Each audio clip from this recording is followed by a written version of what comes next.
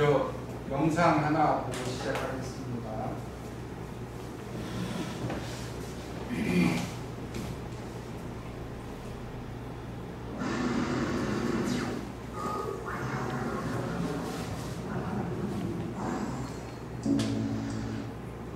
잠깐만요. 제가 이 살고 좀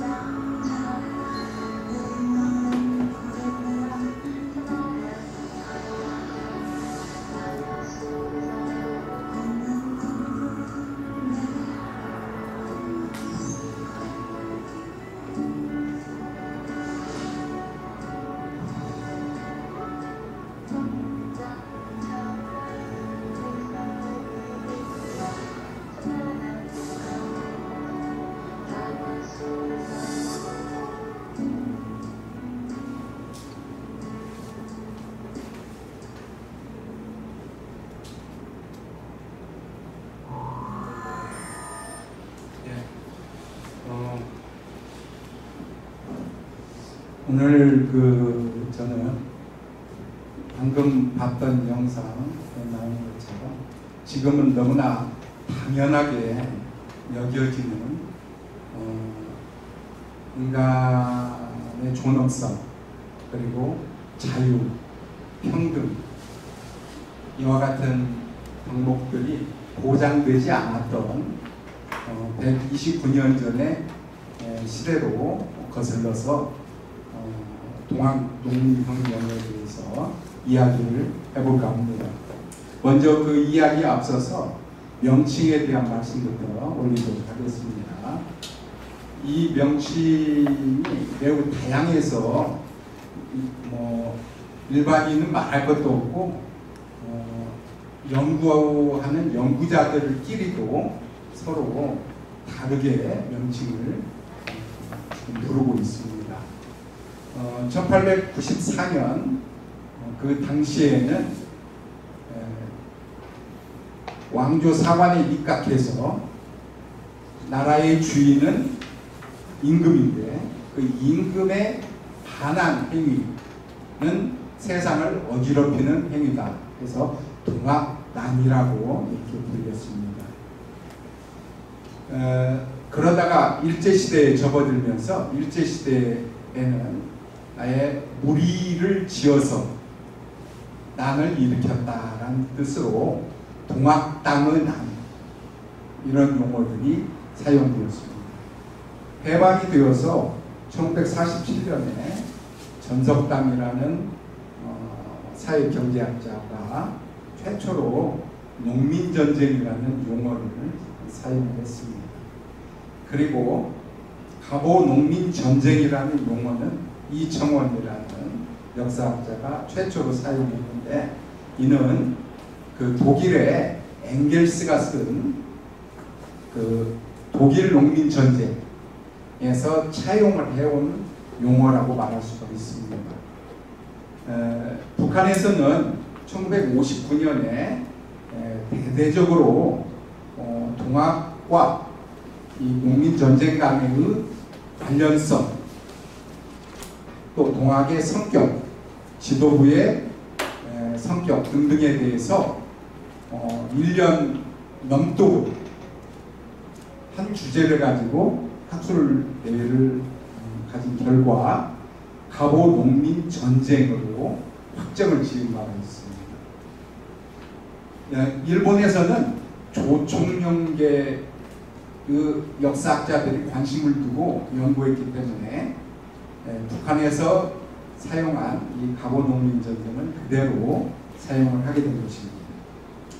남한에서는 이승만 정권이 들어서면서 다시 동학난으로 회귀하게 되었습니다. 그러다가 1970년에 천도교에서 오랫동안 사용해왔던 동학혁명이라는 용어를 처음 사용하게 됩니다. 그리고 1999년 이후에는 우리 지금까지 우리 역사 교과서에서는 동학농민운동 이렇게 사용되고 있고요. 2004년에 동학농민혁명이라는 용어로 특별법이 제정이 됩니다. 그래서 법률상으로는 현재 동학농민혁명이라고 부르고요. 학생들을 배우는 교과서상에는 동학농민운동 이렇게 되어 있습니다. 물론 그 학교에서 이것을 통일 한번 시키고자 해가지고 학술대회를 두어 차례 가진 바가 있습니다. 동학 100주년을 즈음해가지고 일반인들이 이 언론 등을 통해서 많이 듣게 될 텐데 여러 용어로 각자 사용하면 헷갈릴 수가 있다. 그러니까 통일을 한번 시켜보자 해가지고 학술 토론을 개최했지만 하나의 명칭으로 정할 수는 없었습니다. 그도 그런 것이 이 사건이 1년여에 걸쳐서 있었던 사건이고 또 우리나라뿐만 아니라 일본과 청나라까지 동양 3국을 아우르는 그런 거대한 사건이었기 때문에 그 성격도 매우 복잡하다고 그래서 그 학자들마다 첫 번째 앞에서 동학이라는 용어를 사용해야 될 것이냐 말 것이냐, 동학이 사상적으로 또는 조직적으로 일정 부분 영향을 끼쳐준 것은 분명하지만 그러나 또 발목을 잡는 저해 요인도 있었다. 그래서 명칭에까지 들어가는 거에는 조금 무리다라는 쪽에서는 명칭을 빼는 대신에 명칭에서 동학을 빼는 대신에 전통적으로 사용해온 간지를 써서 가보라는 간지를 넣게됩니다. 그리고 뒤에 혁명이냐 전쟁이냐를 놓고도 또 의견이 엇갈립니다. 혁명을 주장하는 쪽에서는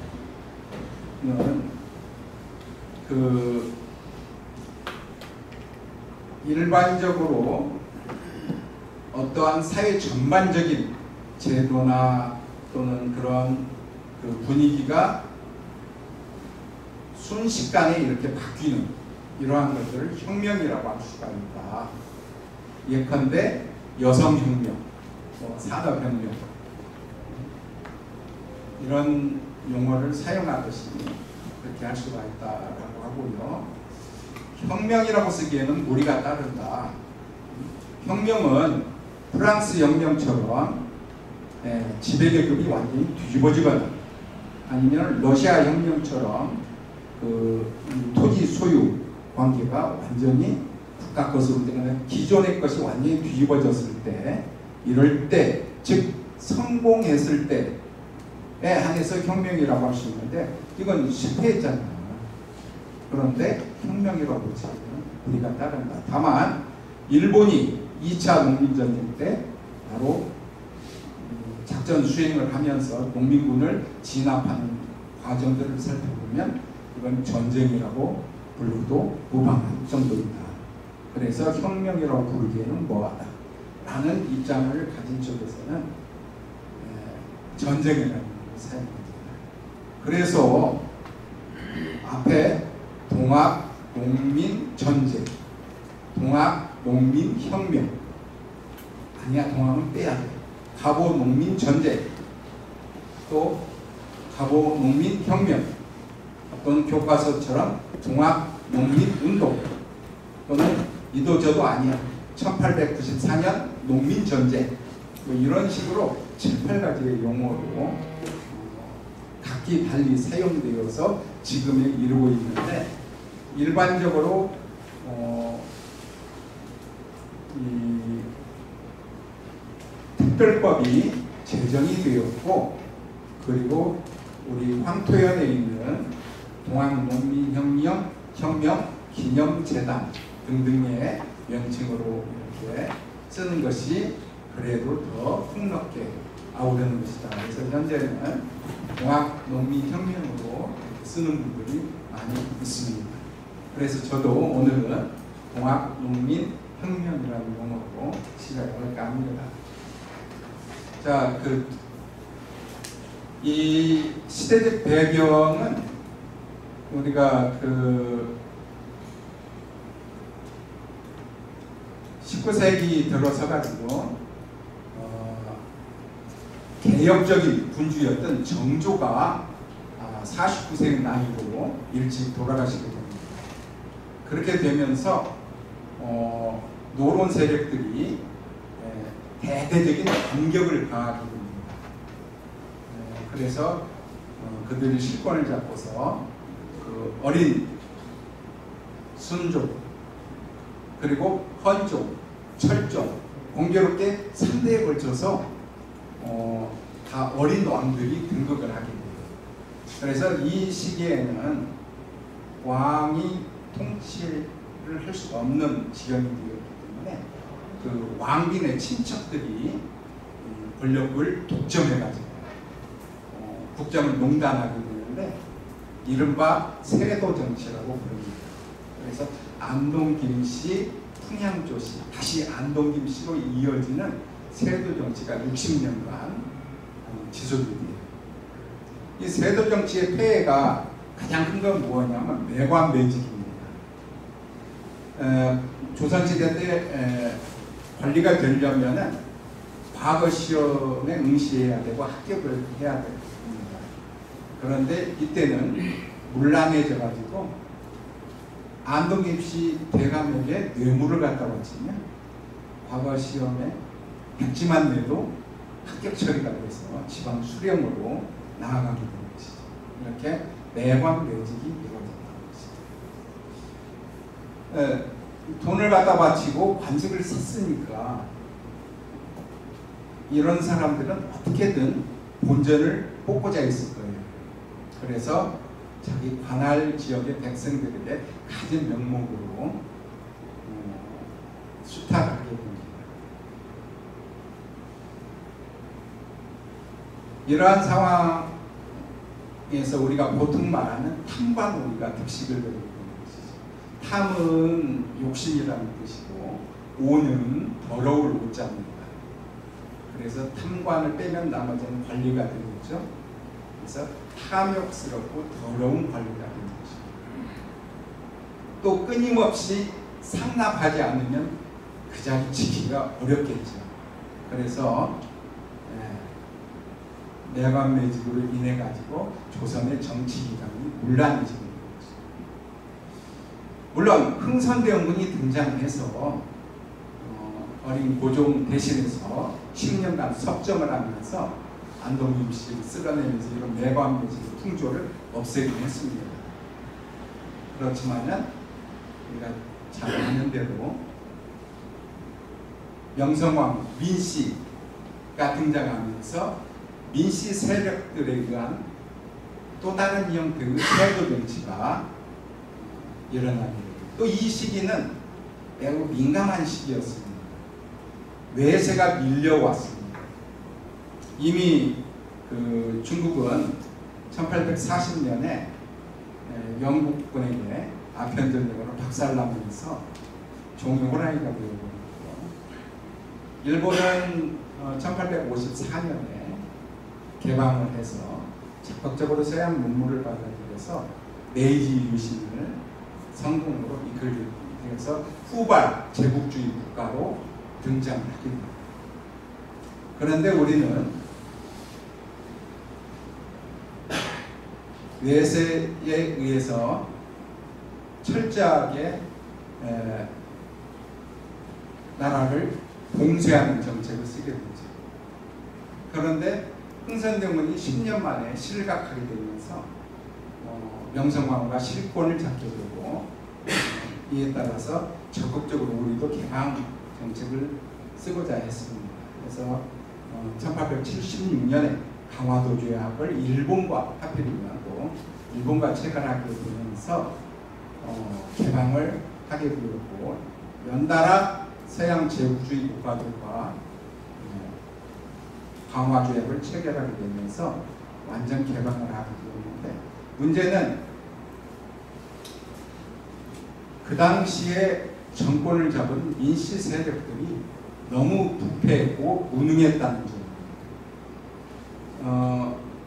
안으로는 지금 탐관오리들 때문에 백성들이 죽어나가고, 또 밖으로는 외세가 막 우리 주권을 침탈하면서 밀려오는데, 이럴 때 지혜로운 또는 강단 있는 현명한 지도자가 등장해서 이걸 헤쳐나가는 것도 버거울 때가 있는데, 부정부패에 무능한 정치인들이 정권을 휘둘렀기 때문에 당시 조선 백성들은 안팎으로 이중의 고통에 놓이게 되었습니다. 사람들이 힘들고 현실이 괴로우면 무언가 정신적으로 의지하고자 합니다. 그래서 매달리는 게 종교입니다. 그런데 그 서양에서 들어온 천주교는 왠지 그 서양 것이라 거부감이, 유교는 양반들만의 것으로 거리가 멀고, 불교는 다 민중들이 오갈 데가 없습니다. 바로 등장한 것이 동학입니다. 여기 화면에 최재우 선생의 초상화가 나와 있습니다. 최재우 선생은 경주에서 최옥이라는 분의 아들로 태어났는데, 어려서부터 그 퇴계 학파의 아버지의 영향을 받아서 한화 공부를 열심히 했지만 문제는 문과 시험에 응시할 수가 없었어요. 왜냐하면은 그 재간 재혼한 여인의 아들이기 때문에 조선에서 불법으로 금하고 있었어요.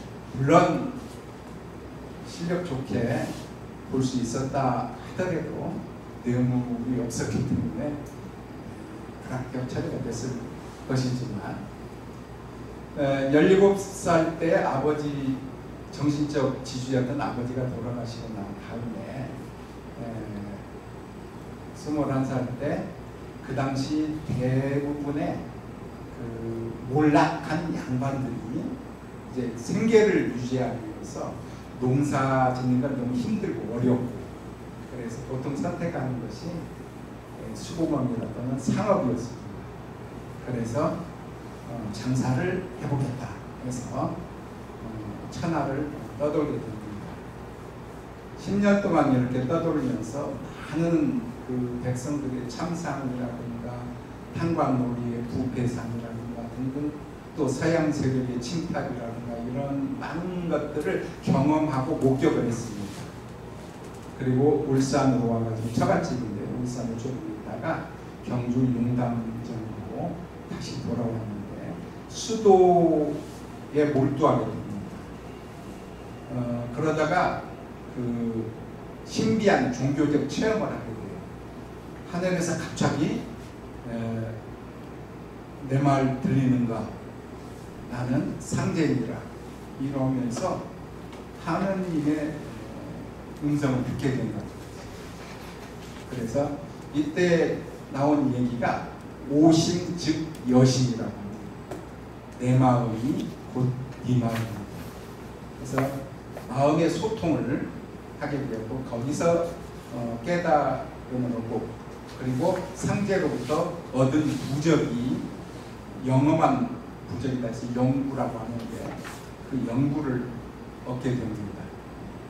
그래서 그 집에서 그 영구를 그리면서 인간의 도리, 참된 도리를 탐구하고 깨닫게 되는데 그래서 한 얘기가 우리의 돈은 천도이고 그리고 학은 동학이다 라는 말을 사용하게 됩니다. 이분이 깨달은 걸 하나로 한마디로 압축을 한다면 여기 써놓은 시천주라는 말 우리 몸속에 하나님을 모시고 있다. 우리 몸속에 하나님을 모시고 있으니까 곧 하나님이다 이 뜻이죠. 그 당시로는 엄청난 깨달음입니다. 그 당시 사회가 엄청난 신분제도가 있었던 사회지 않습니까? 양반, 중인, 상민, 천민 이렇게 철저한 신분제도가 있었던 이 사회에 또 남녀차별도 매우 심했었죠. 노소차별도 있었습니다. 우리가 올해가 그 어린이날 백돌이라고 얘기합니다. 그래서 어린이란 말 있기 전에 보통 부를 때 아이들한테 부를 때 어떻게 부르는지 아세요? 보통 욕이 항상 들어갔어요. 개짖는, 아새끼가 이런 식으로 있어요. 어린이란 용어는 우리가 잘 아시다시피 소파 방정환 선생님이었지만 이 방정환 선생님은 바로 그 동아리 3대 교육 손병희의 사유죠.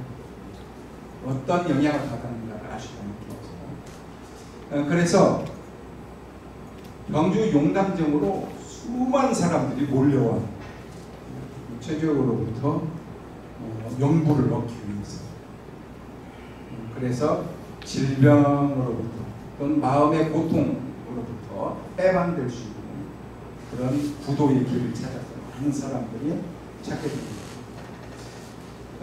최재훈은 이걸 그냥 이론으로만 내세운 게 아니라 실천으로도 옮기게 됩니다. 오른쪽에 제가 써놨는데 두 여자 종이 있었습니다. 그 중에 한 사람은 그 종문서, 노비문서를 전부 불태워버리고 한 사람은 며느리로 삼고 그리고 또 한 사람은 수양딸로 삼았어요. 남녀 차별 이런 것들을 실천주를 몸소로 실천하는 것이죠. 그렇지만 그 당시 사회가 어떤 사회예요? 유교 중심적인 사회, 성리학만이 최고다. 천주교도 사이비주의, 하물며 동학 이걸 좌시할 수가 없겠죠. 그래서 1894년에 대구에서 최저를 처형시키기에 이렇게 됩니다. 죄는 혹세무민, 좌도난정 혹세무민. 그러니까 좌도난정이라는 말은 어리석은, 혹세무민은 어리석은 백성들을 욕한다. 그리고 좌도난정, 좌도는 우도가 아니니까 옳지 않은 사이비주의, 우도는 오로지 성리학, 난정, 즉 세상을 어지럽게 했다 라는 죄목으로 처형당합니다. 최재호가 처형당하기 직전에 대구 감옥으로 이 사람이 찾아옵니다. 최시영. 최재호는 아무 소리 않고 최시영에게 담뱃대를 하나 넌지시 건네줍니다.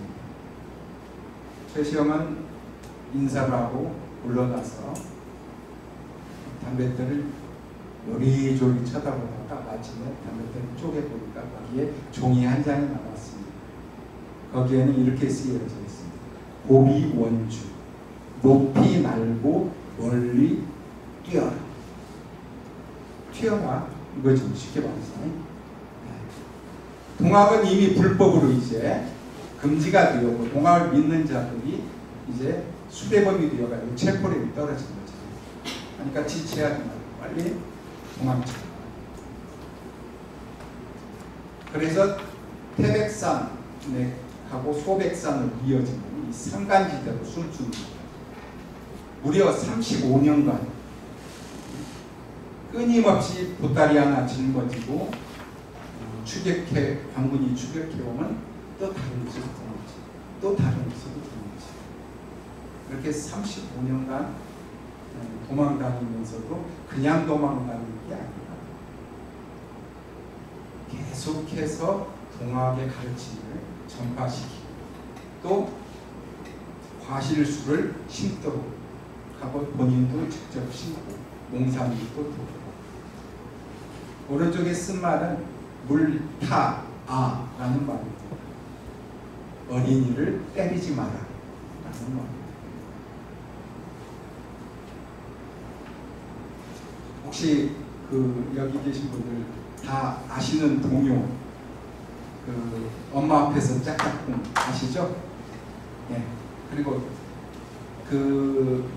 초중고 졸업할 때 불렀던 노래 기억나시나요?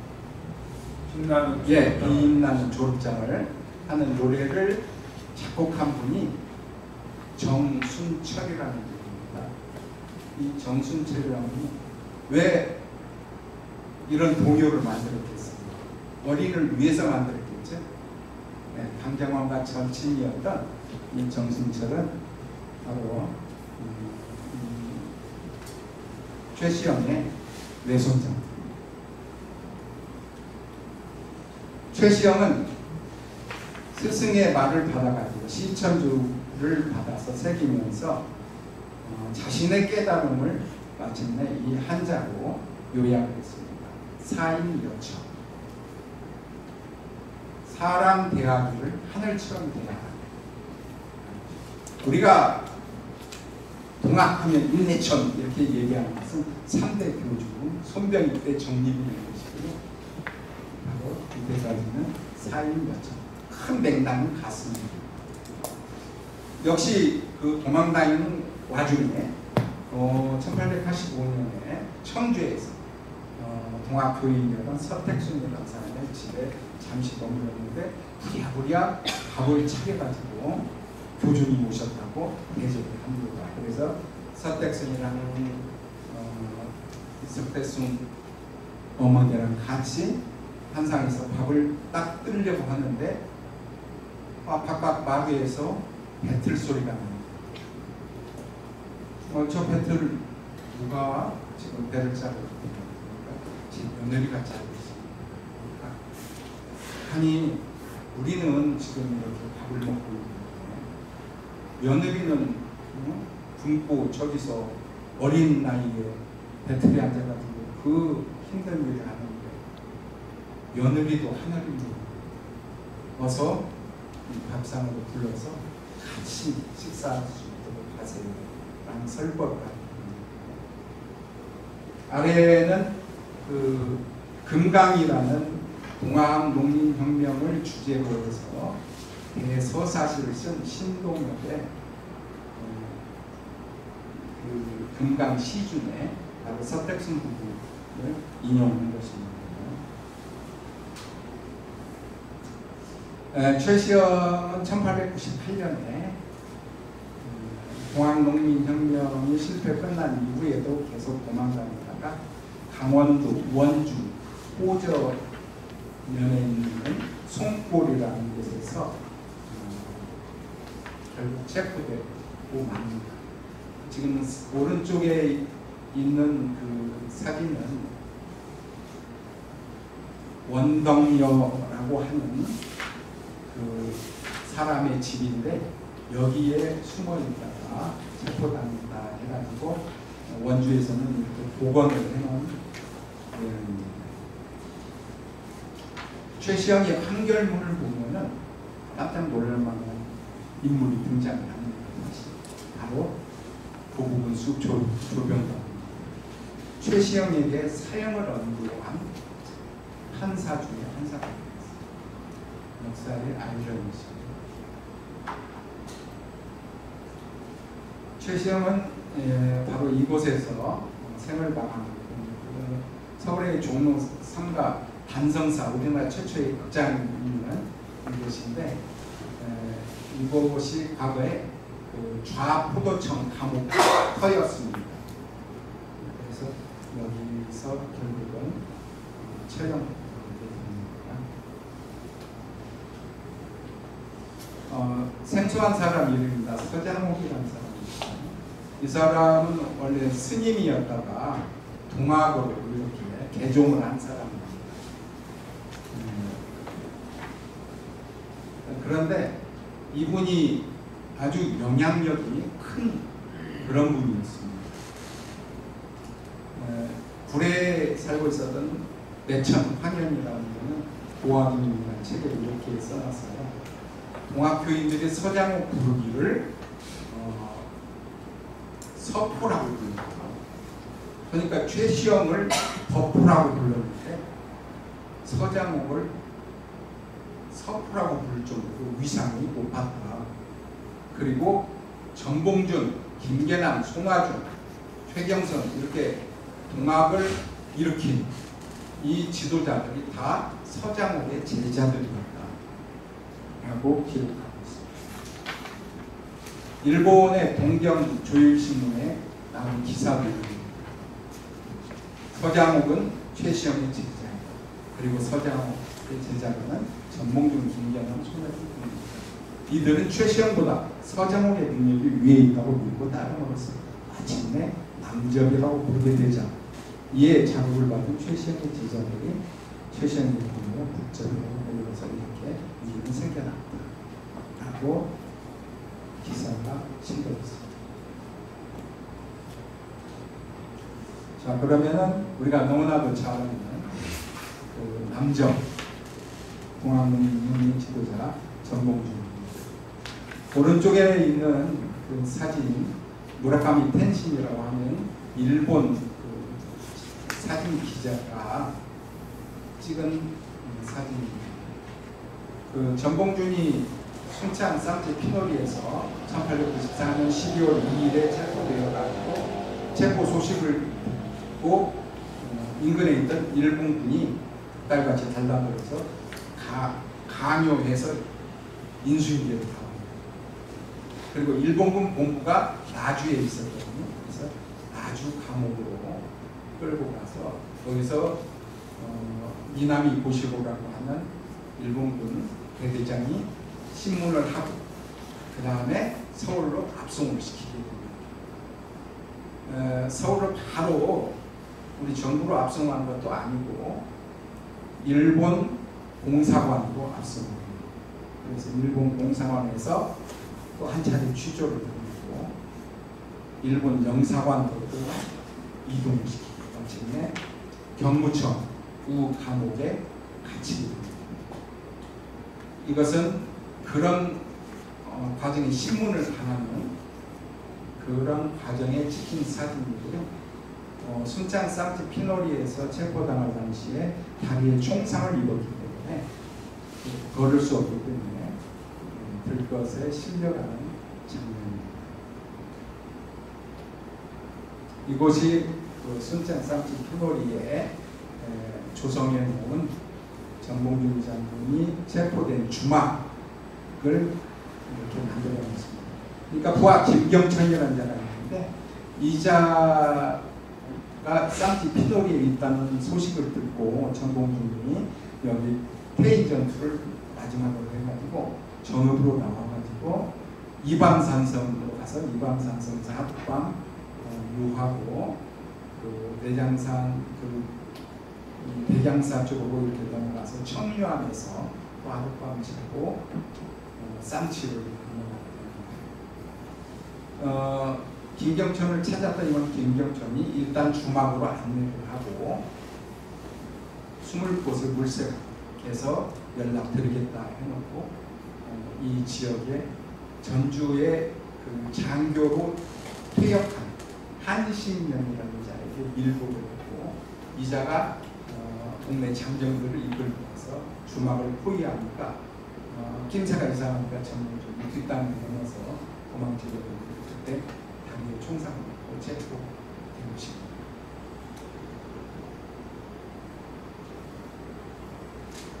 그 정봉 장군이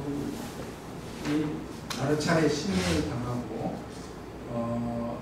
최종적으로 일본 영사와 갑신정변의 주역이었던 서광범위가 이 재판장이었어요. 그래서 서광범의 취조를 당하게 됐는데 총 5차례 한 달 정도 기간에 취조를 당하게 됩니다. 그래서 그 취조 당한 기록물이 현재 남아 있습니다. 그래서 서울대 교수관에 보관되어 있는데 전봉준 공초라고 합니다. 여기에 의하면 마지막 이런 대목이 나옵니다. 나는 다른 말은 없다. 나를 죽일진데 종로 대거리에서 목을 베어 가는 사람들에게 내 피를 뿌려주는 것이 옳거니 어찌 컴컴한 척을 속에서 죽음 앞에서도 당당함을 잃지 않는 이게 진정한 리더의 품격이 아닌가 생각하면서 41살의 나이로 삶을 마감하고 있습니다. 네. 동상 건립이 이루어졌죠. 서울 그 교보문고 앞에 영풍문고 앞에 이렇게 전봉준의 동상이 이렇게 건립되어 있는데 앞면과 뒷면 소개를 합니다. 그리고 그 후에 우리 정읍에서 황토현에 있는 친일작가 김경순의 정봉준 동상을 치우고 새롭게 제작해서 올해 6월 25일 날 제막을 한 동상이 되겠습니다. 그 다음에 빙계남보다 저희 태인 산해면 정량리에서 태어나셨습니다.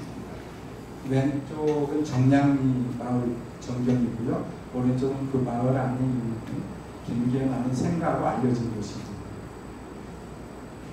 그런데 그 김계남의 생각 또 마을 사람들이 증언으로는 여기서 조금 앞쪽에 있는 집이다 해가지고 엇갈리고 있어요.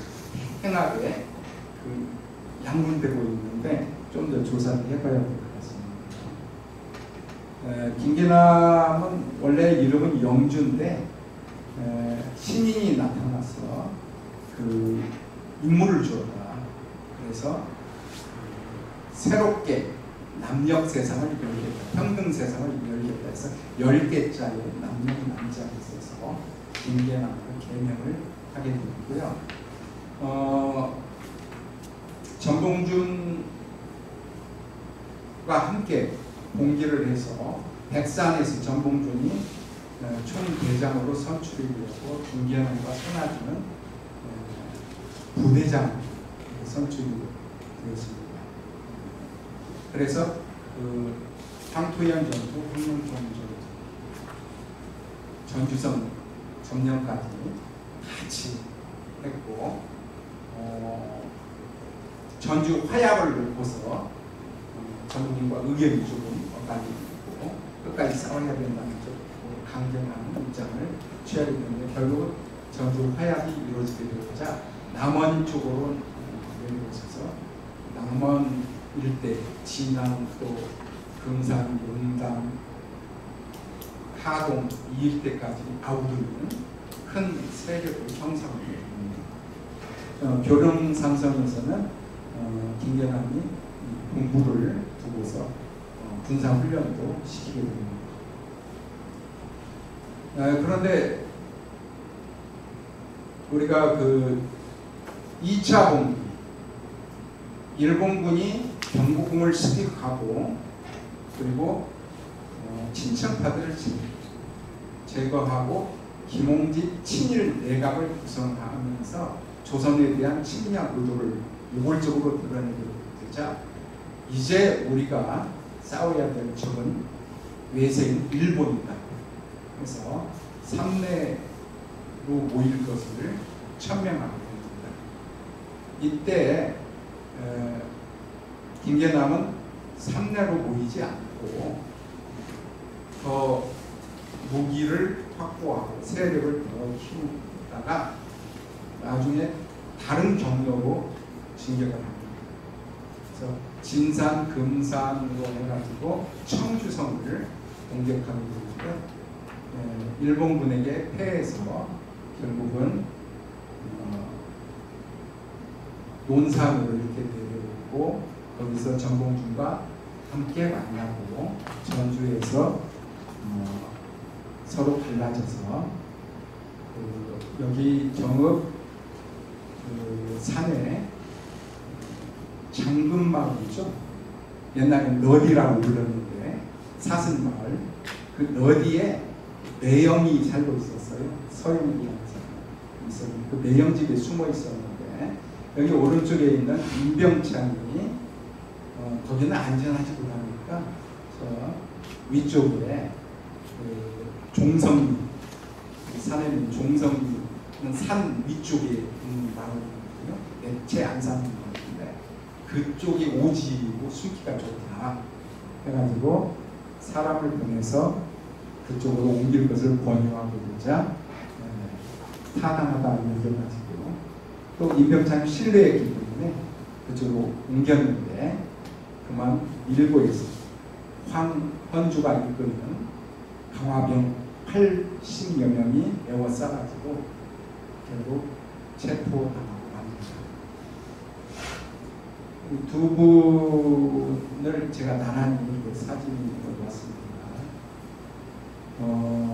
참 얄궂은 그런 운명이고 인연입니다.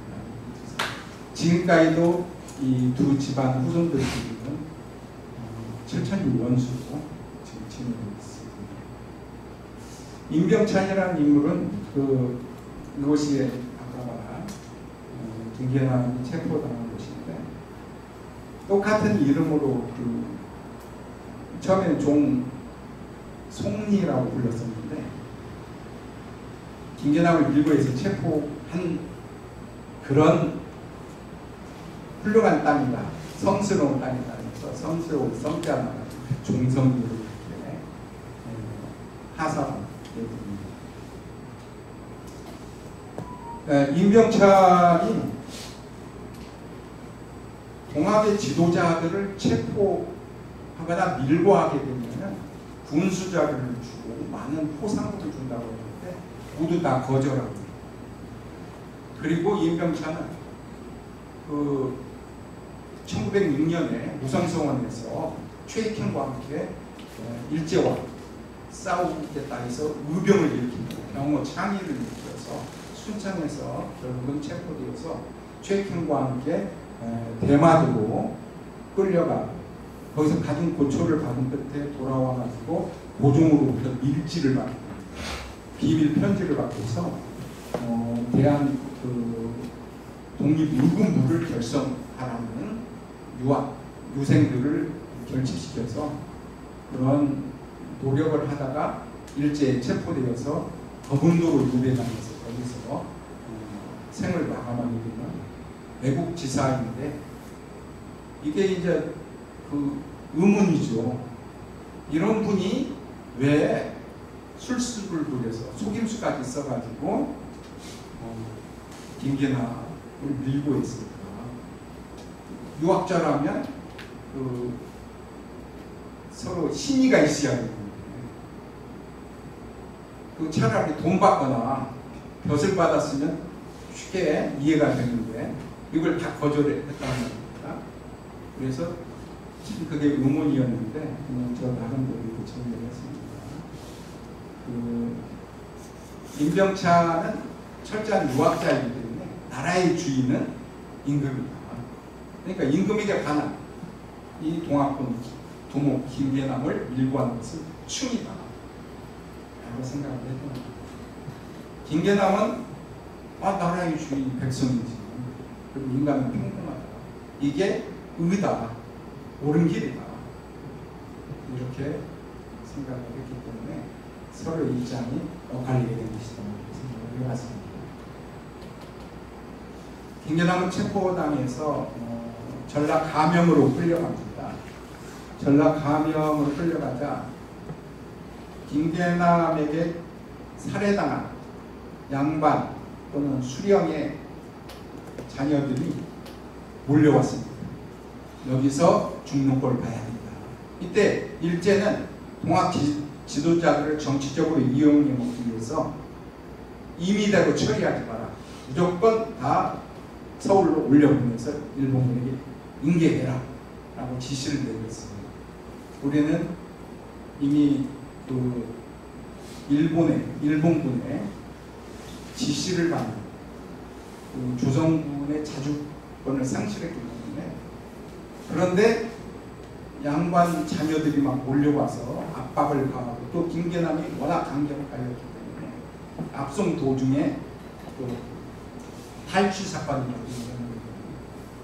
하는 우려 등등으로 인해서 이도저는 그만 전주 서울장에서 처형시키고 갑니다. 흔히들 그 전주 초록바위에서 처형당한다고 하는데 잘못된 그런 기록이고 서교전이 있습니다. 산해 동곡리 지금실 마을에 가묘가 조성이 되어 있습니다. 이거 한번 잠깐 영상 한번 보도록 하겠습니다.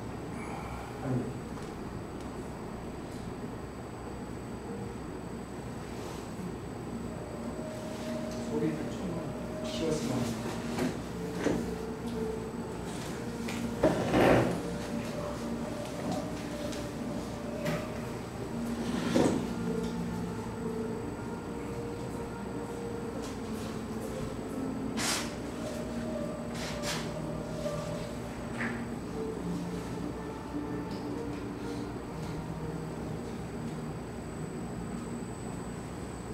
정읍시 삼해면 지금실에 있는 김계남 장군 요소에 와 있습니다.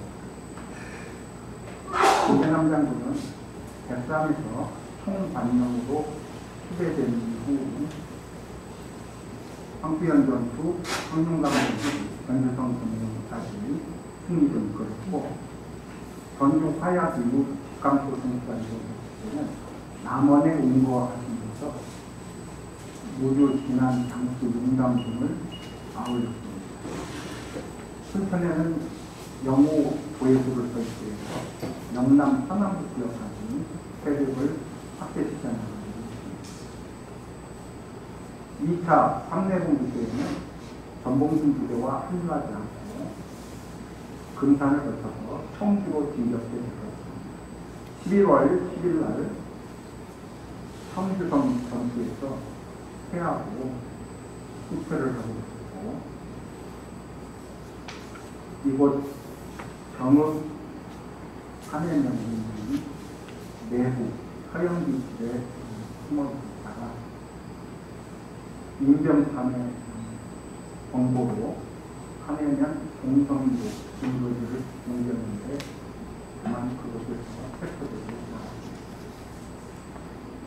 전주 아흥지에서 전라남도 이도대가 대탐도인 12월 3일 기어를 처분 발표해서 42세의 나이로 생을 당합니다. 이곳은 김계남 장군의 후보는 구성에서 강의를 맡았습니다. 김계남 장군은 본명은 영구인데 영구인 과정에서 새롭게 남녘 세상을 열겠다. 대만국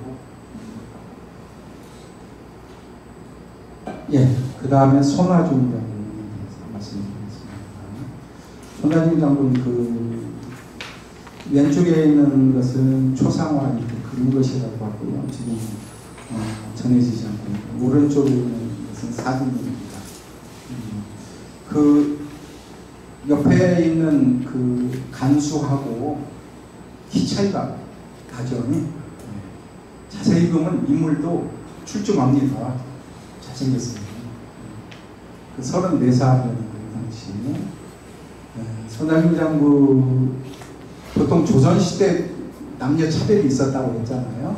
그런데 그 여성이 먼저 남성에게 프로포즈하라 상상도 못하는 거죠. 그 시대에는. 그런데 그런 방법이 있었대요. 그게 뭐냐면은 염낭주머니라고 해서 여성들이 차고 다니는 자그마한 향주머니가 있어요. 근데 그 향주머니를 좋아하는 남자에게 주고 부끄러워서 도망치죠. 그래서 골목 이렇게 꺾어진 곳에서 이렇게 고개 빼고 쳐다보면 뭐야? 버리면 거절당한 것이고 품에 딱 간직하면은 프로포즈를 받아주는 것이죠. 그런데 그 일설에는 동학농민혁명 전쟁 중에 손아중은 허리춤에 16개의 염낭주머니를 차고 다녔다 하는 이야기가 있으니까 오빠 부대를 거느리는 그런 사람이었습니다. 전라도에서는 가장 큰 동학 조직을 거느리고 있었습니다. 사진에 나오는 것은 그 가까이 있는 선운산, 거기서 한 50분 위로 올라가면 도소라는 남자의 모습입니다. 이것도 영상 통해서 살펴보겠습니다.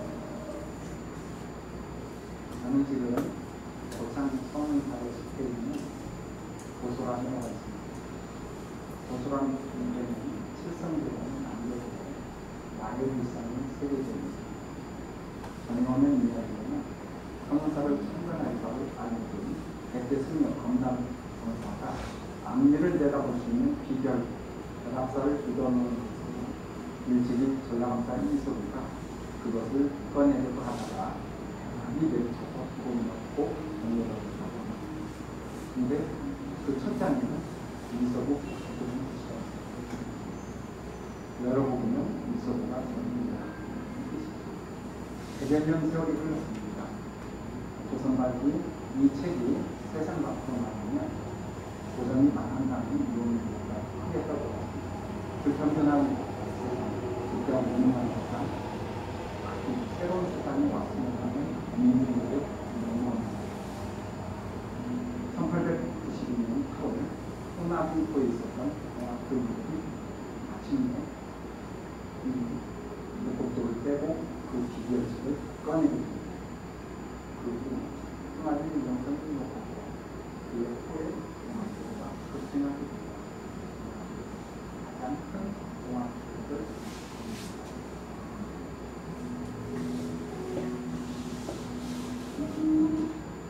네. 그 전봉 장군이 1893년 11월에 사활통문을 만들어요. 그런데 바로 실행에 옮기지 않게 된 것은 그의 11월 30일자로 조변가기가 익산 군수로 발령이 났기 때문에 1차 공격 목표가 상실하게 된 거죠. 그래서 보류를 시켜놨어요.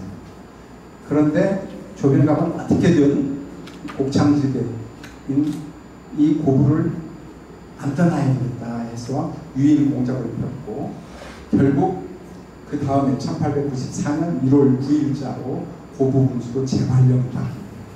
그러자 1월 10일 날 전봉준이 말목장을 들여서 1000여 명의 고부 백성들을 모아서 고부 관할을 습격하면서 동학혁명이 시작이 됩니다. 그런데 정부에서 진압군이 온다고 하고 또 시간이 지나니까 함께 동참했던 고부 백성들이 좀 동요하기 시작합니다. 이제 조명각 쫓아냈으니까 된 거 아니야? 그만하자. 지금 관군들이 곧 고부로 밀어닥친대요. 좀 무섭잖아. 이제 이 정도 성과면 되지 않냐. 게다가 새로운 군수 박원명이라는 자가 적극적으로 회유 정책을 펴게 됩니다. 그래서 동학을 일으킨 이 사건을 일으킨 모든 사람 지도자까지도 문책하지 않겠다. 책임을 묻지 않을 테니까 해산만 해라고 하면서 막걸리 대접하고 막 그러니까 거기에 많이 회유 당하게 됩니다. 그래서 하룻밤 자고 나면 수십 명, 수백 명씩 빠져나가니까 전봉준이 어찌할 수가 없다 판단하고 해산령을 내리고 무장으로 달려갑니다. 왜냐하면 무장의 근거지를 손아준과 함께 해야 다시 제공을 이어갈 수가 있다라고 생각을 했던 것이죠. 전라도에서 가장 큰 조직망을 갖춘 이 손아준. 결국은 같이 봉기하게 이르게 됩니다. 이곳은 고창군 부안면에 있는 수강산 지역에 있는 그 제실인데 이곳에 숨어 있었습니다. 그 손아준은 최경선과 함께 일본군이 남쪽으로 들어온다는 정보가 있어가지고 공주로 올라가지 않고 나주 쪽을 방비하고 있었어요. 그런데 광주 일대에서 나주성 공작에도 실패하고 광주에서도 패하고 이렇게 되면서 해산시키고 이곳에 와서 숨어 있었는데 김경함도 체포당해서 처형당했다고 전해지고 또 전봉준도 체포되었다고 전해지니까 제봉주의 뜻을 읽고서 제실직인 이봉우라는 사람에게 전해지는 이야기인데 그동안 네가 나를 재워주고 밥도 챙겨주고 수발되느라고 애썼는데 내가 너에게 해줄 것이라고는 없다. 그러니까 네가 관에 밀고에서 그 포상금이라도 받았으면 한다. 그래서 체포당했던 비장의 일화가 전해지고 있습니다. 자, 최경선이라는 분입니다. 이분에 대한 기록이 동학사에 이렇게 나와 있습니다. 그러니까 말목장터에서 전봉준이 봉기를 했을 때 그때 최경선은 태인 주산리에서 300여 명을 조련해서 이들을 이끌고 말목장터로 동참했다 이렇게 나와 있어요. 전봉준 공초에도 그 최경선을 뭐라고 했냐면 나의 고교인이라고 했습니다. 나의 팔다리다 최경선은. 이럴 정도로 가장 신임했던 동학의 영솔 대장이 최경선입니다. 그런데 그 형은 또 만약에 결을 달리했어요. 지금 사진에 나온 것은 무성서원에 있는 진사 최영대 영세불망입니다. 최영대는 최경선의 형입니다. 그리고 진사표서라면서 거부였습니다. 그래서 무성서원에 많은 책과 노비, 돈을 희사하게 됐습니다. 그래서 무성서원에서 감사하는 뜻으로 영세불망을 세워줍니다. 그런데 동생이 그랬으니 얼마나 또 불편했겠어요. 그런데 그 최경선이 생전에 그 식구들에게 얘기하기를 내가 전쟁 중에 형태를 못 알아보게 생을 마감할 수도 있다. 그렇기 때문에 내 옷 안쪽 앞선에다가 붉은 실로 생년월일을 떠놓을 테니까 그걸로 내 시신을 수습하면 좋겠다. 전봉준, 김덕명, 성구안 등과 함께 같은 날 처형당하고 그 시신이 버려졌는데 지금의 남산자입니다. 동국대에 있는 그쪽으로 버려졌는데 이 최영대가 소문 안 나게 여기서부터 사람 안 데리고 가고 돈만 가지고 올라가서 수원 정도 올라가서 사람을 사가지고 시신을 수습해서 밤에 산으로만 계속 이동해서 고구 장순리 쪽에 간매장을 했다. 그 최경선의 대도 그냥 끊겨버렸기 때문에 자기 아들 하나를 양자로 입적을 시키고 그 양자의 이름으로 해가지고 자기가 죽기 전에 땅을 유산으로 남기게 됩니다. 그 칠보 축천인데 그래서 이곳에 최경선의 묘를 조성하도록 했습니다. 그래서 동학농민군 지도자 중에 유일하게 실묘, 진짜 묘는 최경선 장군밖에 없습니다. 다 가명하고 있습니다. 또 넘어가겠습니다.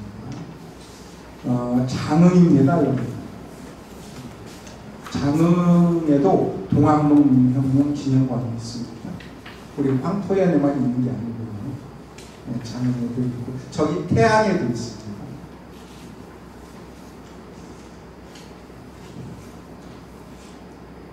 이소사라는 여인 이야기를 할까 합니다.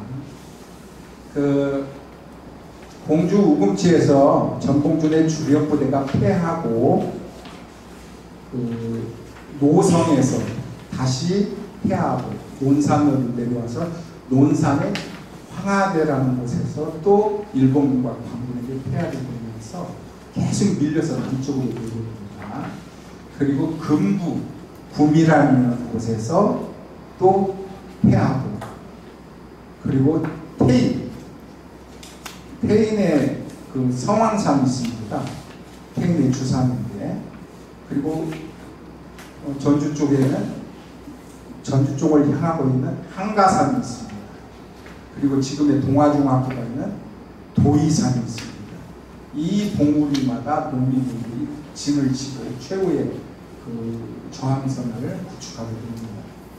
일본군과 광군이 공격을 감행하자 한가산에서 패한 농민들이 성황산으로 그리고 도의산에 있던 농민들도 성황산으로 전부 뭉쳐서 치열하게 전투를 벌였는데 여기서 패하게 되자 전봉주는 해산령을 내리고 수화대상령을 내리고 아까 말씀드린 것처럼 이반사령하고 송화될 것입니다. 그렇다면 전봉준의 주력 부대는 그렇지만 나머지 또 다른 부대들은 어떻게 됩니까? 해산한 또 농민군들은 어디로 갔느냐? 바로 남쪽으로 일본과 관군에 의해서 쫓겨가기 시작합니다. 용산에 일본군이 도착했을 때 이들은 그 당시 일본 히로시마에 그 작전 본부가 있었습니다. 대본영이라고 하는 그 본부의 총지휘자가 내각 총리였는데 그 자가 바로 이토 히로부미입니다. 이토 히로부미가 동학군 어떻게 처리할까요? 하고 물으니까 모두 학살해라 하고 지시를 내립니다. 이것이 바로 국내에 있는 미나미 고시로 사령관에게 전해지면서 이제 북쪽으로 공격하면 국경 넘어가 버리면 러시아 쪽이나 중국 쪽으로 넘어가 버리면 두고두고 골칫거리가 된다. 그러니까 남쪽으로 계속 보내야 된다 해서 그 서로, 중로, 동로 이렇게 해가지고 남쪽으로 해서 섬까지 추격해서 완전히 섬멸시키라는 작전 계획을 가지고서 토끼모드식으로 몰다 보니까 농민군들이 전체가 집결했던 것이 바로 장흥이었습니다. 그 장영성이 있는데 이 장영성을 농민군이 점령을 하게 되며 장흥 부사 박헌양과 그리고 그 부하 장졸 95명이 여기서 죽음을 맞이하게 됩니다. 그런데 농민군을 지휘했다고 하는 대장이 바로 여성이었다는 이야기가 전해지고 있습니다. 일본의 국민신문이라는 신문에 실린 내용입니다.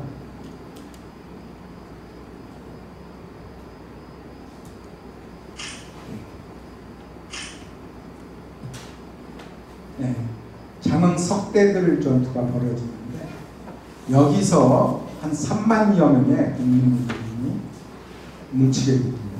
그리고 일본과 광군의 연합군에 의해 패하게 되는데 이소사도 여기서 체포되어서 결국 죽음을 맞이하게 되는데요. 이것도 영상을 하겠습니다.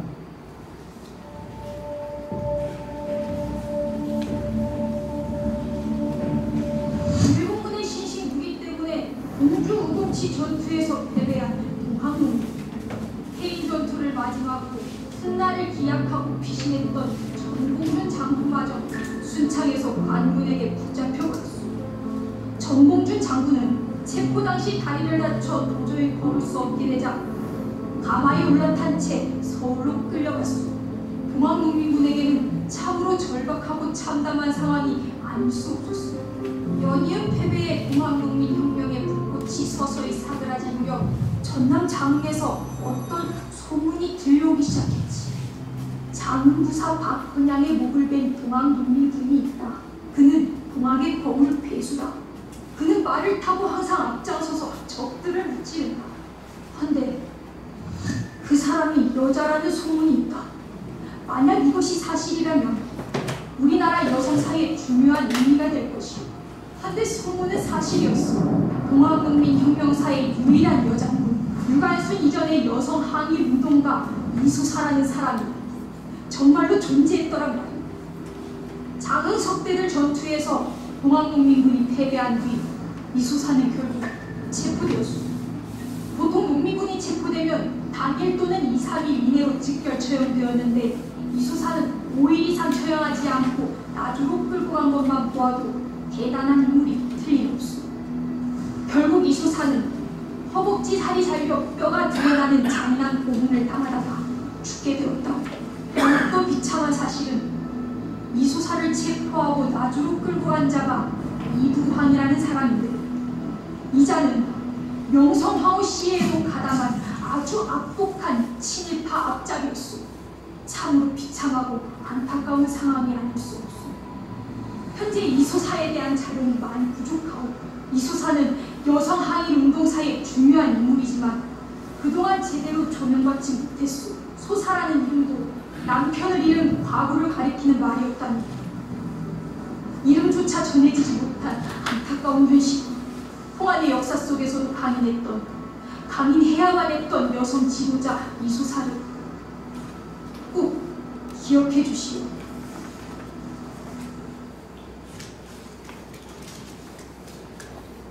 장흥에는 영회당이라는 사당이 하나 있습니다. 이 영회당은 아까 말씀드렸던 장흥 부사 박헌양과 그 휘하 장졸 95명의 위패를 모셔둔 그런 사당입니다. 이것도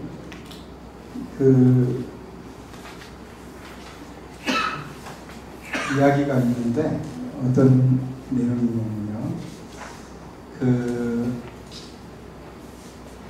영회라는 이름을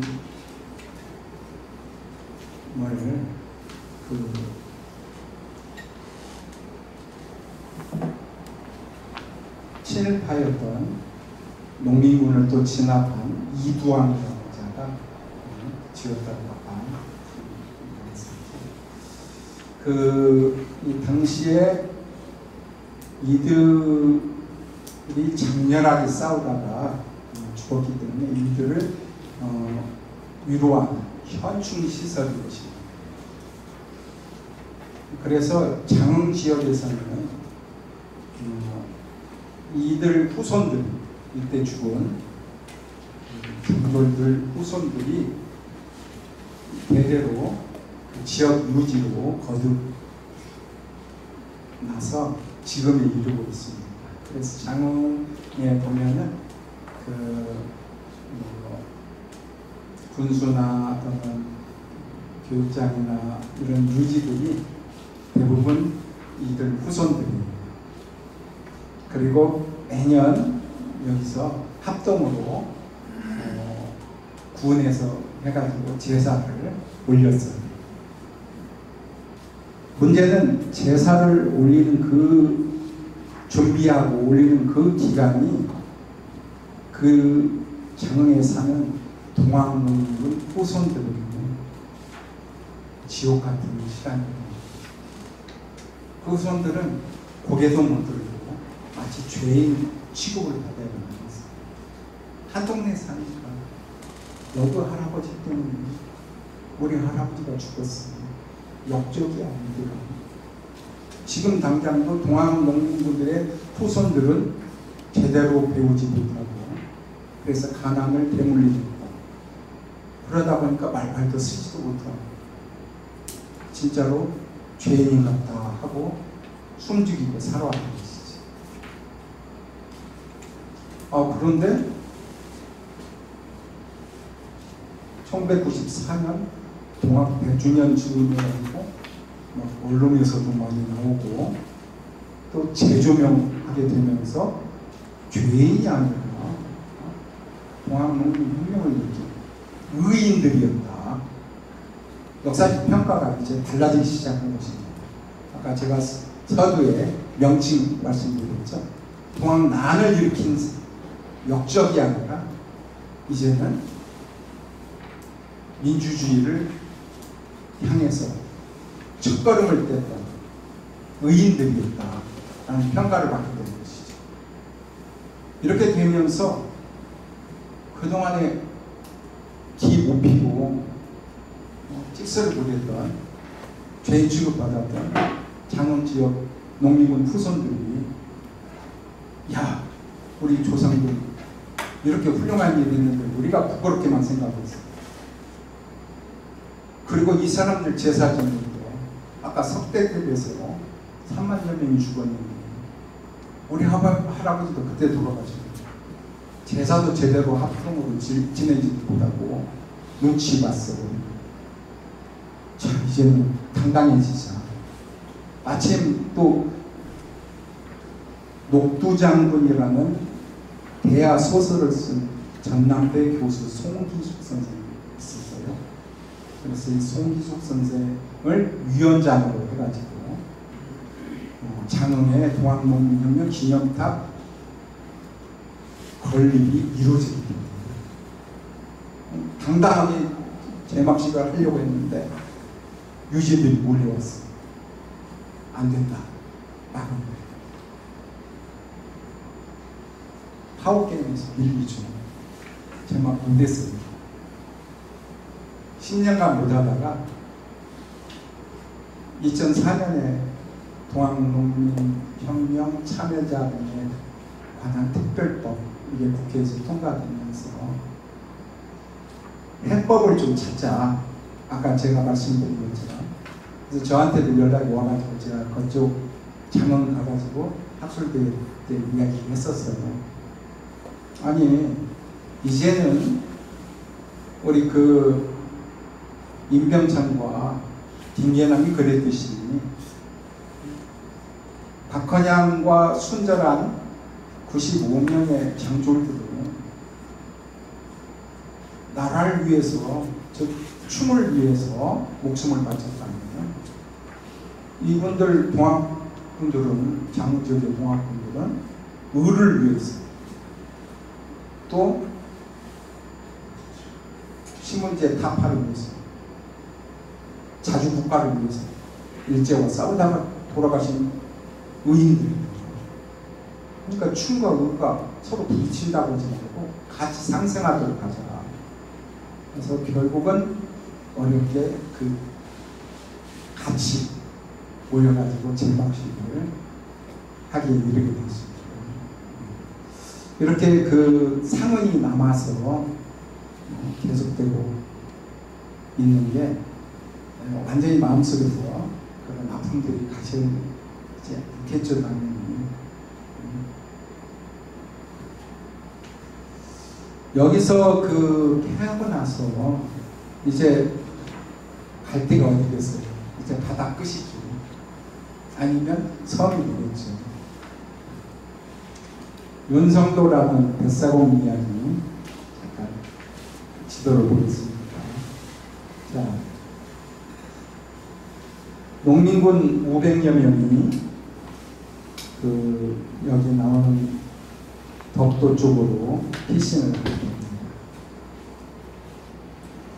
관군과 일본군은 군함까지 띄워가지고 이들을 전체를 섬멸할 계획을 세우게 됩니다. 왜 이렇게까지 섬으로 도망간 농민군을 마지막까지 추격해서 토멸하려고 합니다. 이들을 살려주면 나중에 이들이 일제가 나라를 빼앗았을 때 의병으로 독립운동가로 다시 등장합니다. 하니까 이 기회에 완전히 뿌리 뽑아야 된다라는 것이었어요. 그런데 바로 아까 얘기했던 15살 먹은 윤성도라는 소년 뱃사공이 밤새워서 일본군 군함을 피해가지고 그 작은 나룻배 농민군들을 싣고 이선 저선으로 고동도 쪽, 금당도 쪽, 금일도 쪽 이런 쪽으로 계속 실어나갑니다. 손이 부르트고 막 터지고 하면 또 밤에 불을 밝히지 못하니까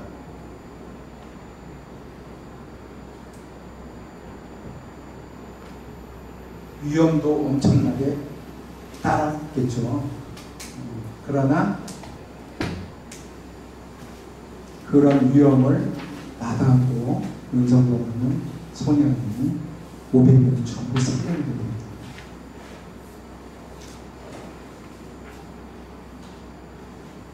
네, 제가 아까 설명을 좀 드렸었죠.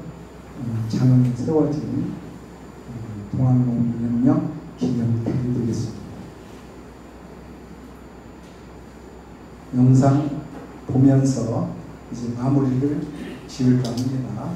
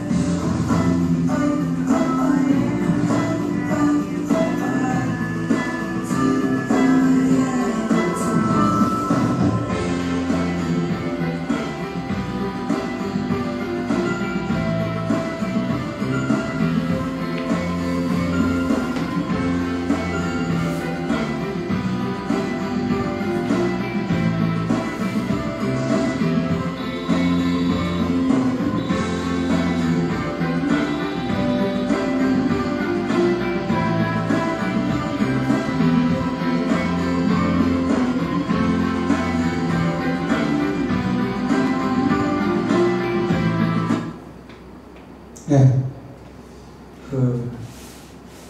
그냥 마지막 끝날 때 편하게 웃어보라고 그래서 이 사진 한번 올려봤습니다. 영상에서는 저렇게 인권에 대한, 인간의 존엄성에 대한 이야기를 했지만 이미 우리나라에서는 신분 제도가 타파된 것이 1894년 가보년이었습니다. 동학 농민분들이 여러 가지 요구했던 사항들, 그것을 폐정 개혁안이라고 하는데, 어떤 자료에는 12개의 조항이 실려있고 어떤 자료에는 등 해가지고 24개 조항이 있었다라는 자료도 있고, 그런데 공통적인 것이 신분제 철폐였습니다. 그런데 1894년 6월 21일에 경복궁을 침략한 일본군이 결국 고종을 감금시키고 친청 세력을 몰아내고 김홍집을 필두로 한 친일 내각을 구성해서 이들로 하여금 개혁을 단행하도록 했습니다. 그때 이루어진 가오 개혁의 내용 중에서 바로 신분제 철폐가 들어있습니다. 농민군들의 요구를 다 들어줄 수는 없지만 예컨대 토지를 균등하게 나누어서 경작토록 하라, 뭐 이런 것들은 들어줄 수가 없겠죠. 하지만 일정 부분 몇 가지는 들어주지 않으면 재분기가 일어날 가능성이 너무 크다라고 판단했기 때문입니다. 그래서 어찌 보면은 그 다른 서구의 나라들보다도 훨씬 앞서서 우리는 신분제가 공식적으로는 철폐가 된 것이죠. 뭐 인도는 카스 제도로 해서 지금까지도 있지 않습니까? 그리고 얼마 전에 영국 요한 서거를 했죠. 일본도 그 천황이라고 하고 신으로 이렇게 모시잖아요. 오늘. 그러니까 우리가 보통 폄하하려는 것은 아니지만 그 기독교에서 초기에 천주교에서 이렇게 들어가지고 양반 상놈의 차별을 전부 철폐하고 남녀 차별도 철폐하고 하는 이야기 중에 바로 대표적인 것이 우리는 다 같은 하느님의 아들감들입니다. 평등을 얘기합니다. 그러나 엄밀히 따진다면 하느님이 상위에 있고 그 하위에 인간이 있는 것이죠. 그런데 최재훈은 동학에서 바로 시천주를 얘기했습니다. 하나님과 동격이다. 곧 네가 곧 하나님이다. 그러니까 하늘처럼 되어야 해요. 인간 존중, 인간의 존엄성은 유엔 뭐 인권 뭐 이거 떠나서 그리고 그 링컨이 남북 전쟁 중에 무해 해방 선언하는 것보다도 이 3년 전에 최저우는 시천주를 얘기했고 인간 존중을 얘기했던 것입니다. 네, 그래서 오늘 이제 그 마무리를 지으면서 여기 아까 그 제가 잠깐 나왔던 동영상입니다. 유튜브에 그 동학로도 이렇게 치시면 전국의 동학 유적지를 제가 돌아다니면서 5분 내외로 이렇게 찍어서 그 우리나라뿐만 아니라 밑에 영문 자막도 달아가지고 동학을 좀 알고 학교에서는 수업 자료로 쉽게 쓸 수 있도록 이렇게 만들었습니다. 그래서 좀 더 궁금한 점 있으시거나 더 알고 싶으면 그걸 좀 참조하셨으면 좋겠다 싶어서 말씀드리겠습니다. 혹시 그 질문 있으시면 질문 받고 마무리하도록 하겠습니다.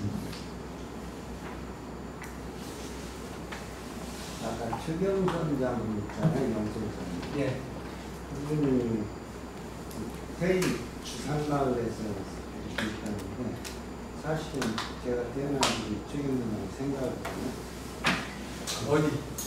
이건 월천. 네. 예. 그래서 제가 태어난 지. 예. 그래서 최영대 씨 나왔잖아요. 예. 최경선 장군 총각이가 손이었고. 근데 주산마을이라고 나오는 거가 이제 배매라고 해요, 시골에서는. 근데 거기서는 살지도 않고 우리 집에 살았거든요. 네. 근데 주산마을에서는 거기서 뭐 하는 건지 네. 저는 아까 그 주산마을에 400명을 모았다 해서 이렇게 했다고 했는데 최근에 제가 조사한 바에 의하면은 그 엇갈리고 있어요. 북면 원천 어른들하고 이야기를 해보니까 어른들이 오히려 주상마을에 살았다가 일로 이사 왔다. 그분은 도암김 씨인데요. 라고 김한국사님이나 거기서 이제 왔어요. 근데 최영도 씨하고 사등간이에요. 집사로 온 거예요. 주산마을에서 이쪽으로. 그리고 최경도 씨는 주산마을에 한번 어쩌면 살았고, 저 이제 선생님 좋은 일 오시니까 동문양 그 공상 건조할 때 제가 서울에 있어서 갔거든요. 근데 고창 사람들은 무장공기를 정읍은 말묵장 공기, 부안 사람들은 백산전투 그래갖고 서로 이렇게 이해다툼이 있어가지고 점심 먹으면서도 고창 정읍대로 있더라고요. 오늘 확실하게 그 주장은 아니고 말묵장 배가 일을 공부하고 했다는 얘기에서 손아준 내용한테 가서 그 무장공기를 무장생을 했다는 것을 서로만 지역적으로. 예, 제가 그 말씀 잠깐 이해를 돕기 위해서 말씀드릴게요. 시간이 좀 남아있으니까요. 그 정부에서 개입을 해요. 동학농민혁명 국가기념일을 맡겨두니까 14년 동안 정하지를 못한다. 각자 자기 고장이 있었던 이날로 서로 주장을 하니까, 그래서 동학기념재단도 편파성을 띠고 있어서 제대로 정하지를 못하고 있으니까 정부에다가 요청을 했어요. 2019년에. 그래서 정부에서 문화관광부에서 그렇다면은 이날로 국가기념일을 삼아야 된다라는 근거를 서류로 해가지고 제출을 했어요. 그랬는데 제출한 데가 공교롭게 전라북도의 4군데였어요. 정읍, 고창, 부안, 전주. 그러니까 그 심사를 한 후에 2차로 그럼 이 주장을 가지고서 25분씩 시간을 줄 테니까 프레젠테이션을 해놔. 그러면은 그 관련 권위가 있는 역사학자, 그리고 동학농민혁명 유족회장, 동학기념재단 이사장 등등 심사위원 5명을 두고서 결정을 내리도록 하겠다 해가지고 그 서울 국립중앙박물관에서 이제 발표를 했어요. 그런데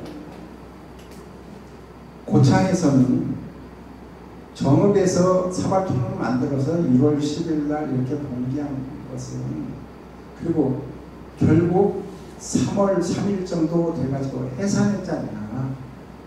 그러니까 거기서 끝났다. 그리고 이것은 여타 밀란과 다를 바가 없다. 고부 지역이라는 한정된 지역에서 일어난 밀란에 불과하다 라고 주장을 하면서, 그렇다면 본격적으로 전국적으로 동학농민이 일어난 것이 그 시작 기점이 어디냐? 바로 무장에서 봉기하게 된 것이다. 무장 봉기의 근거는 수록이라는 책과 전봉준 판결문 등등에서 찾아볼 수가 있는데, 수록이라는 책을 많이 이용하는데, 이 책은 무장의 그 현감이 동학군들이 3월 16일부터 구순회라는 마을에 마구 모여서 1000여 명까지 모였다. 곧 이들이 어디로 이동한다 하더라 라는 내용의 첩보문을 보고한 첩보문입니다. 그러니까 전봉준과 손아준이 여기서 모여서 일어났기 때문에 바로 8월 20일 무장기포일이 바로 시작이다, 이렇게 주장을 한 것입니다. 부안 쪽에서는 무슨 소리냐? 그건 일부에 불과하다. 백산에 김계남이 이끄는 부대와 최경선이 이끄는 부대, 금구에 있는 김덕명이 이끄는 부대들이 상무이고 또 금산에 있는 서장옥이 이끄는 부대가 백산으로 모였다. 그래서 본격적으로 거기서 전봉준을 대장으로 추대했고, 그리고 김계남, 손아준 부대장, 영솔장, 최경선, 즉 농민군 지휘부를 구성했고 4대 강령, 지켜야 될 규칙, 그리고 선언문, 즉 백산 경문까지 발표를 했습니다. 본격적인 것은 백산 공기 3월 26일이다. 무슨 소리야? 전주를 점령하고 전라도의 수구인 전주를 점령하고 마침내 동학군의 힘을 과시해서 전주 화약을 체결한 날로 해야 되지 않느냐. 이게 좀 궁색하지만 전주의 주장입니다. 우리 정읍은 무슨 소리냐? 고구에서 일어난 고구 농민 봉기가 시작이다. 사발통문에도 마지막 항목에 전주성을 함락하고 경사로 지켜간다, 서울로 지켜간다고 했다. 단순히 고구 조병감 몰아내지 않는 게 목표가 아닙니다. 중앙으로 쳐들어가는 목표다. 그리고 실질적으로 그렇게 전주성 점령하고 공수적으로 올라가지 않냐, 목표를 향해서. 연장성산이지 어떻게 여기까지 사람이 똑같은데, 전문가는 다 사람이 똑같은데 여기까지는 밀라는, 여기서부터 시작, 이게 말이 되느냐. 실질적으로 본다면 황토현에서 최초로 동학군하고 광군이 격돌을 했는데, 이때까지는 주위에서 다들 눈치만 보고 있습니다.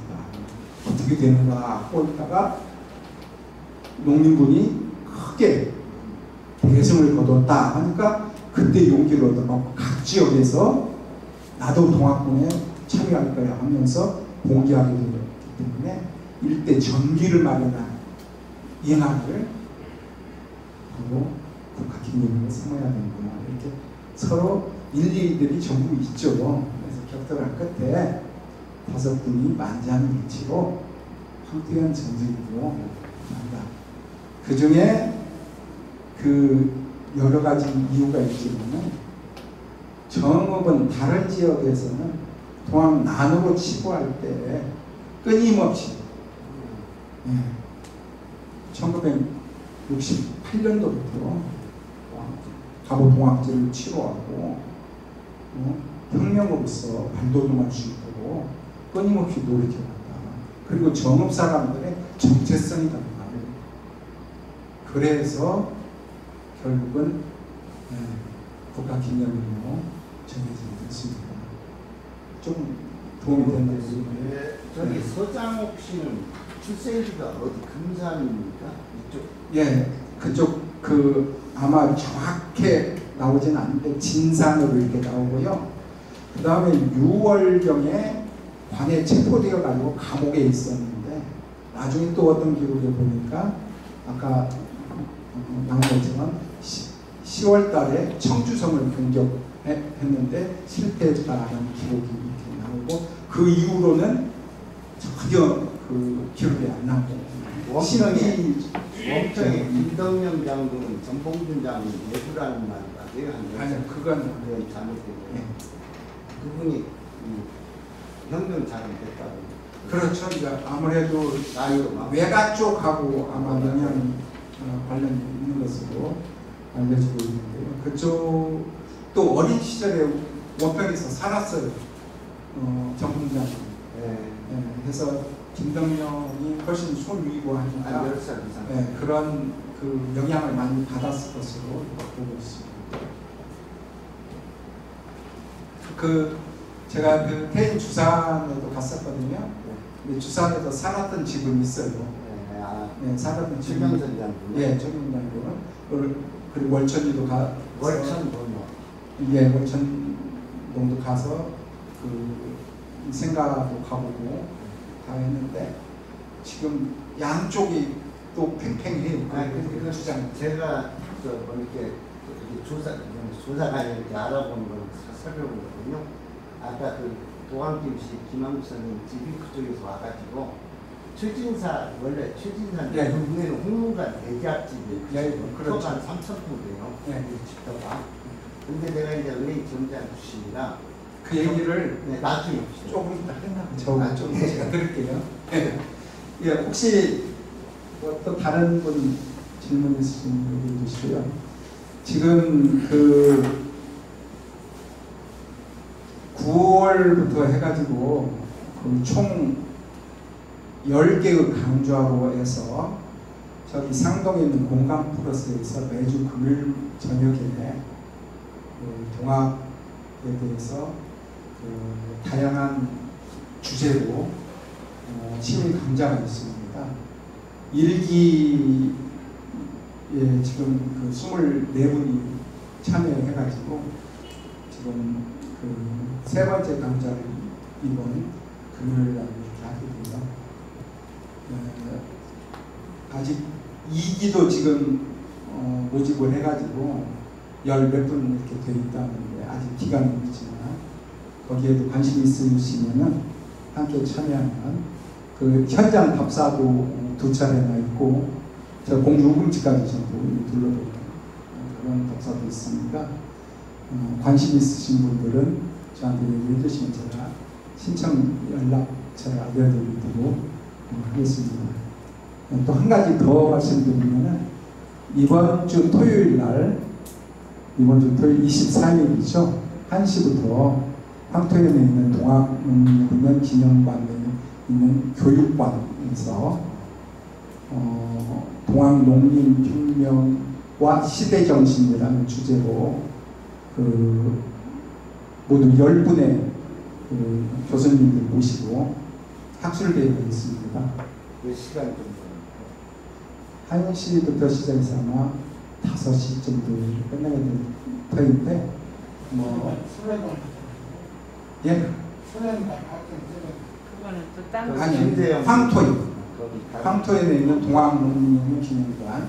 그래서 그냥 자료집이라도 하나씩 받아가도 좋지 않겠느냐 싶어가지고 말씀을 드렸습니다.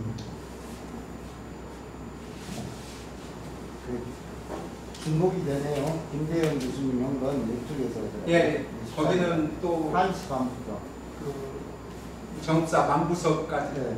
이야기하시죠? 네. 똑같은 시간에 네, 공교롭게 그렇게 됐습니다.